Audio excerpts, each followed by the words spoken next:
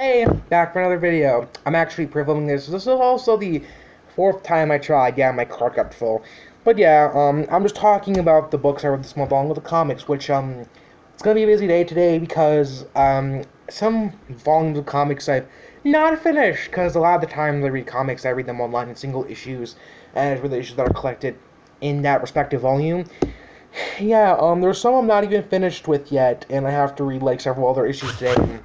It's just gonna be a really busy day, and fuck, I actually decided that that the schedule that I planned out in this journal right here, I'm actually not gonna continue with. I just want to go with the flow, and just like talk about some things, and if I feel like reading something, like say I want to read Black Science or Shutter, I'm just gonna go ahead and read them because I still like the schedule. I just want these to be more chill, relaxing. Sorry if you hear the noise. It's probably one of my cats, Sarah.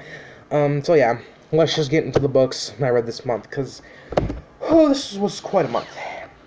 The first book I read was the An Author's Preferred Text of Neverwhere, obviously by Neil Gaiman. Actually, this was accompanied by a miniseries. Although actually, the miniseries came first, and the book came afterwards. This is the author's preferred text, so this version is different from the original version. But yeah, overall, quite enjoyed this novel because it's Neil Gaiman, and I do like his books. I like American Gods. It's actually one of my favorite books last year. Sandman, pretty good comic series. Yeah. Next book I read, actually, like, I know some people are gonna give me like, you read that? Even though, yes, I have seen the movie, and yes, some people do not like it. Yeah, so I just go ahead and read this anyway, and that is Twilight by Stephenie Meyer. Yeah, I read this because of the experience, because I wanted to go ahead and read. The novel's actually quite different from them. Like, the same things happen, but it's quite different. And also, Bella, at least to me, actually kind of had a little feisty quality about her, where whenever she would get mad, she had like this very feisty part where I was like, okay, like, it does kind of go away after Edward, like, she falls in love with him, all that we know how the story goes. But yeah, this was quite an interesting experience, and if you don't wonder, I don't think this is my copy. I think this is something my mom got secondhand that apparently belongs to some girl named Estrella Z. So if maybe you're watching this, Estrella, contact me sometime. Sorry, I have to pause for a little moment. The next two books I read, I both liked, but nothing in particular stood out to me.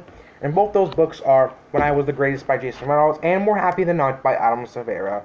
Both books are pretty well written. Both authors are very talented, but nothing in particular stood out to me, like, say, oh, I liked what this happened, or no, I like what they did with this.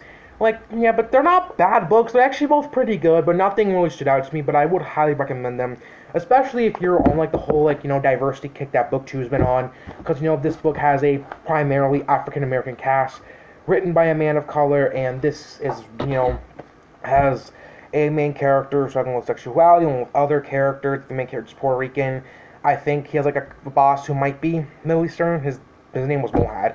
I think one of his other friends is black, and there's some people who are skinny, people with that, diversity. Although, like, I'm not a huge thing on it, it's not a bad thing. So yeah, definitely recommend this if you're on that little diversity kick and you want to look for diverse books. Although More Happy Than Not has already been heard of, and I think people have already read it. But if you haven't, check it out. Which other book that can also fit into that very category is The Immortal Wolves by Julie Kagawa. Yes, the cover model's white, but the main character's Asian, which, why?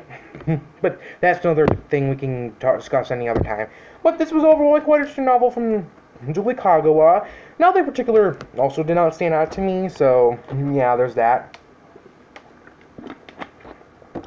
I'm also currently reading two books. One of them being, of course, The Eternity Cure, the second book in the Immortal Wolves trilogy by Julie Kagawa, and New Moon by Stephenie Meyer. I'm almost done with both of these. For this, I am around 16 chapters, and this, I'm around 18. So yeah, I'm pretty deep into these, almost done. Hopefully I can finish these today, which this day is going to be very, very, very busy, because, oh god, like, this just... Yeah, and here we're just gonna go through some of the comics I read this month, starting off with 100 Bullets Volume 3, Saga Volume 8, Post Volume 3, Lady Killer Volume 2, Sever, The Wake, which not finished with yet, Harrow County Volume 4, and Criminal Volume 4, and then the next haul I read Scalp Volume 7, DMC Volume 4, Chew Volume 4, Skull Kickers Volume 3, Richard Rising and Echo, both respective Volume 4s, Labor Volume 3, and Sons of the Devil Volume 2. And then in the next started with The Woods, Volume 6, East to West Volume 4, DVDs Volume 4, Proof Volume 3, and I also read the first issue of Lumberjanes, but it was just not for me. Like, it was a really kind of kids cartoon, which I know that there are some things, whatever, but, you know, it's just not for me. And I read The Fix Volume 2, Boys Volume 3, which I'm not finished with yet, Back Kids Volume 2, which I'm also not finished with yet, Postal Volume 4, Lindsay Volume 5, The Beauty Volume 2, actually both of those ones, the other two were, haven't finished yet, and Scalped Volume 8. I've also read Low Volume, I was supposed to read Low Volume 3, but I never got around to it. I am a little bit into Buzzkill by Donny Cates, but hasn't really happened yet. Gonna have to pause for a little moment. Okay, these are just some papers of some other random comics I read that I did not plan to read, like Redlands, Port of Earth, Gasolina, Imaginary Friends, that I actually, oh wait, I started those last month. I'm going to the new comics I actually read this month. The Realm by Seth Peck, Evolution by 4 writers, yeah, it says 4 writers. Fractured Mind by James Galarte, Sisters of Sorrow by Kurt Sutter and Hyojin Kim. Yeah, that had an interesting premise, but it was a little disappointing, and it was kind of a little, like, meh. Although, if maybe you are into some comics with some diverse casts, I could recommend that. Neverland, which is like a retelling of Peter Pan, was okay. Alters, comic about a transgender superhero. Kill the Minotaur, Dark Fang, about a environmentalist vampire. Maddie, if you're watching this, even though only have a few shows out, the trade paperback's not out yet, I recommend it.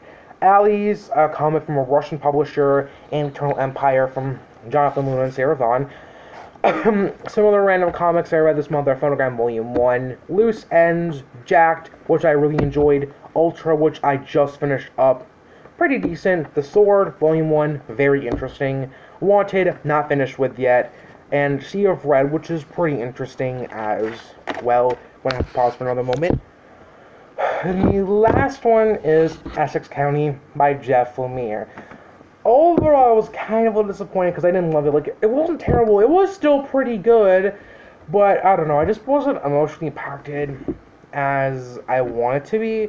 Basically, you don't know, this is like a graphic novel that takes place in Canada and focuses on, like, these people, and it's a really kind of depressing book, but in a good way. Overall, I recommend this if you're into comics, but more ones about that are kind of literary fiction, you know, like, kind of contemporary, but they're not exactly contemporary. Yeah, that was the books I read this month, so bye.